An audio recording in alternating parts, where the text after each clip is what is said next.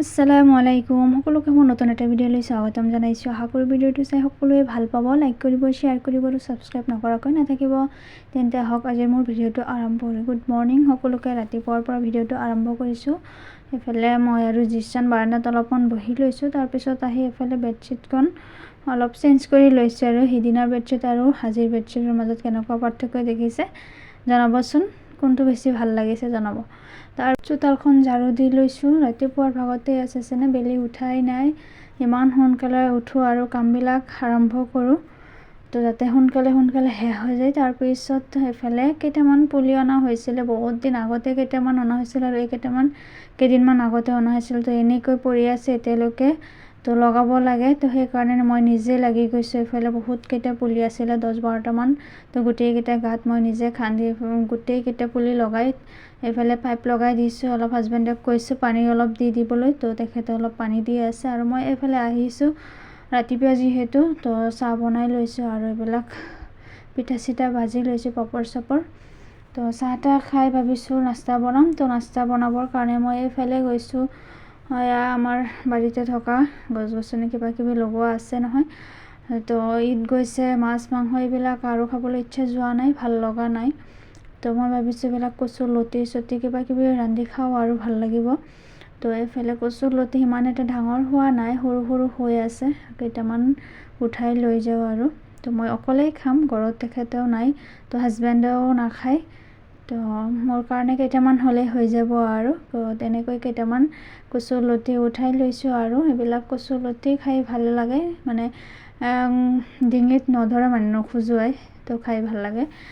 এইফালে চাওকচোন কিমান ধুনীয়া এটা কণ বিলাহী বুলি কয় ন এইবিলাকক, দেখিবলৈ খুবেই ধুনীয়া, লকেটৰ নিচিনা ধুনীয়াকৈ বহুতকেইটা হৈ আছে আৰু চাইছেনে পকিও আছে কেইটামান। বাৰু আমি নিও খাই আছোঁ, কেইদিনমান ধৰি দালি চালিত কিবা কিবি দি বনাই আছোঁ, ভালেই লাগে খাবলৈ। আৰু এইফালে কেইটামান বেঙেনা উঠাই আনিছোঁ। এইফালে লতিকেইটা ধুনীয়াকৈ চাফা কৰি লৈছোঁ আৰু অলপ নিমখ ছটিয়াই অলপ সময়ৰ কাৰণে ৰাখি দিছোঁ। আৰু কি বনাম কৰি এইফালে দালি কেইটামান লৈ লৈছোঁ আৰু দালিও বনাম আৰু এইফালে ভাতো হৈ আছে মোৰ। তো প্ৰথমতে মই কেৰাহী এখন বহাই দিছোঁ, কচু লতিখিনি বনাই লওঁ প্ৰথমতে। এতিয়া মই কেৰাহীটো গৰম হোৱাৰ পিছত অলপ তেল ঢালি দিছোঁ, তেলত মই পিঁয়াজ ঢালি দিছোঁ। তো এইফালে শুকান মাছ দি আজি কচু লতি বনাম। তো শুকান মাছত মই মছলাখিনি উঠাই লৈছোঁ। তো কেইটামান লতিহে, তো অলপ মছলা পাতি দি লৈছোঁ। আৰু কচু লতিত মছলা কম খোৱাই ভাল, মানে কম খাব লাগে, বেছি হ'লে ভাল নালাগে। এইফালে সকলোখিনি দি অলপ নিমখ দি ধুনীয়াকৈ ভালকৈ মই মজাই ল'ম এইখিনি। এইফালে চাওক কিমান ধুনীয়াকৈ মজাই লৈছোঁ আৰু শুকান মাছখিনি, তো তেলখিনি ওলাই আহিছে নিজে নিজে। আৰু এইফালে কচু লতিখিনি দি এতিয়া অলপমান পানী দি দিম। কচু লতি সিজিবলৈ বেছি সময় নালাগে, তো পানীৰ পৰিমাণো কম। এইফালে চাইছেনে ধুনীয়াকৈ হৈ উঠিছে। আৰু এইফালে মই দালি বহাইছিলোঁ, তো দালিত আজি চজিনা, বগৰী, এইবিলাক কণ বিলাহী সকলোখিনি দি ধুনীয়াকৈ বনাই ল'ম। কিমান যে টেষ্টি লাগে, মই খাই বহুতেই ভাল পায়। আপোনালোকে খাই ভাল পায়নে এই গৰমত? মানে এনেকৈ টেঙা দি দালিটো বনাই খালে বহুতেই টেষ্টি লাগে। চাইছেনে কিমান ধুনীয়া দেখিবলৈ। তো এইফালে তেলত দিলোঁ দালিটো, তেলত মই কেইটামান শুকান জলকীয়া, পাঁচফোৰণ আৰু পিঁয়াজ নহৰু দি ধুনীয়াকৈ তেলত দি লৈছোঁ দালিখিনি। তো মোৰ ৰন্ধা বঢ়া কমপ্লিট আৰু কিবা কিবি আছিলে বাৰু।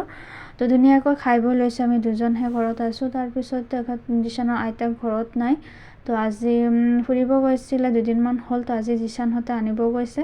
তো এইফালে জিছানক ৰেডি কৰাই দিছোঁ আৰু গাৰু এটা দিছোঁ আৰু কেইটামান পলিথিনো দিছোঁ, যিহেতু তেওঁ বমি কৰে সেইকাৰণে তেওঁৰ বস্তুবিলাক যোগাৰ কৰি দি দিছোঁ। আৰু তেওঁ অকলে যাব গাড়ীত, সেইকাৰণে গাৰু এখন দিছোঁ, পিছৰ চিটত তেওঁ শুই যাব পাৰিব। আৰু এইফালে চাইছেনে আপোনালোকৰ দাদাই মোক নেৰেই, মানে কামৰ পৰা গাড়ীখনো মোৰ হতুৱাই চাফা কৰাইছে আৰু।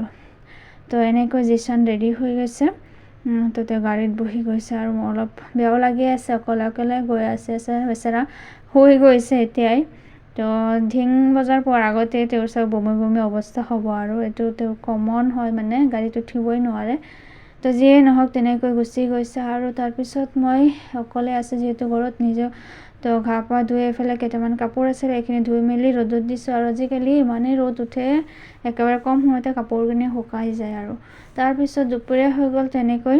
তো মই অকলে আছোঁ ঘৰতে যিহেতু, তো কেইটামান চাউল দি ভাত কেইটামান বনাই আছোঁ। আৰু এইফালে কুকুৰাকেইটাক চাউল দিলোঁ, কুকুৰাকেইটা শেষে হৈছে চাইছেনে বেমাৰে।